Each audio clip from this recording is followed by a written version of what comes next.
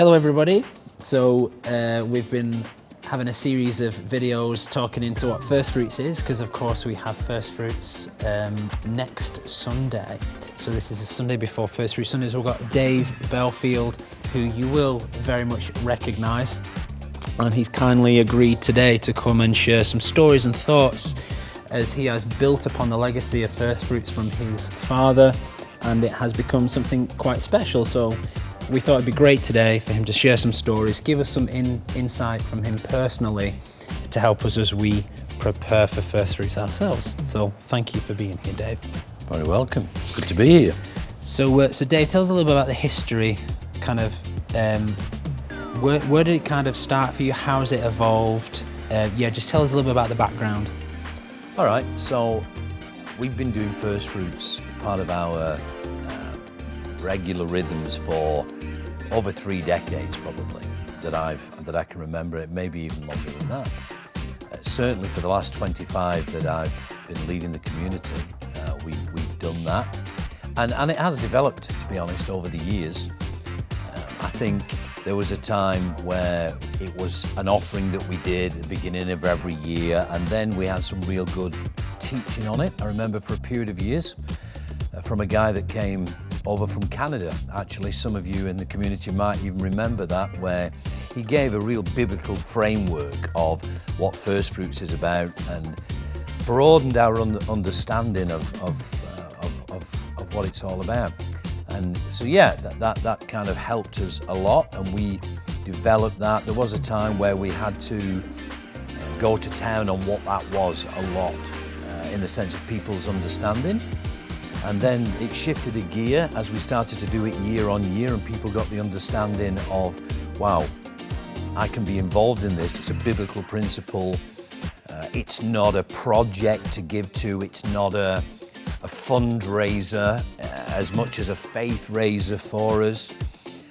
And that developed, to be honest. That's developed during your time with us. You've seen that develop. I seem to remember the first time you came was First Fruits, and we had all kinds of crazy stuff going on involving motorbikes and stunts and clowns and all kinds of stuff. And that was really just to try and give it profile in trying to create a culture. That's what we did. We don't do that these days because, of course, it is culture now. So that's... Yeah, it's almost like you took it and you embedded it and made it a cultural thing and a value that we don't give to vision, we give from our values of honouring God with our wealth, and we are kind of the beneficiaries of that legacy now that you've left us with. So another question, why is it still important to you personally? Why should it be important to us? For me personally, it's something that I saw as a principle at first, but then became more of a revelation, so that there are some things that we would do as part of our practices because they're a good discipline. There are other things that become a revelation of our life. This is what we operate our life by.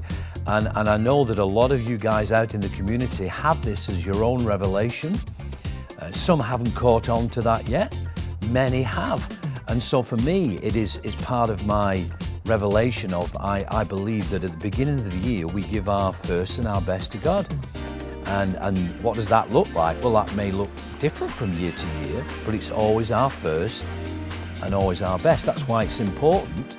And I honestly believe, Ben, that we can, when we look at First Fruits, I think I would put that as our number one way that we have created a culture that's been towards the culture of generosity that we've created over many, many years. I believe First Fruits is right up there and is to a large degree responsible for us creating this culture of generosity.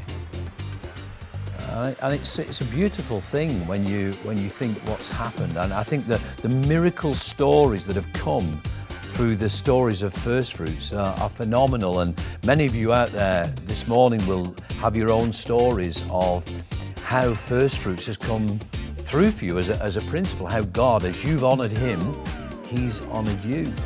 And like I said, some people haven't caught hold of that yet, and I think that there are people that give, and there are people that, biblical term, unduly withhold. And there's a great scripture in Proverbs 11, verse 24, ESV version, where it says, "One gives freely, yet grows all the richer. Another withholds what he should give, and only suffers want." And there it is in a nutshell, in a verse, really, that if we're scattering, if we're giving out, we're actually sowing something, so we're getting something in return.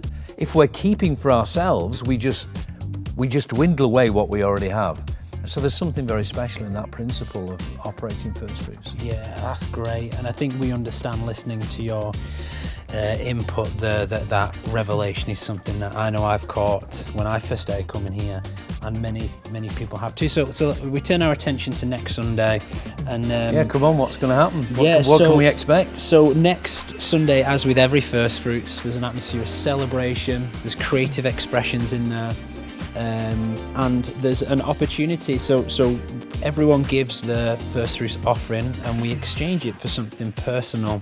And of course, we know that this season we're looking at the mantle, so when someone gives their first fruits, they're going to receive something physical, and that's their representation of, I'm picking up the mantle that God has asked me to pick up this year.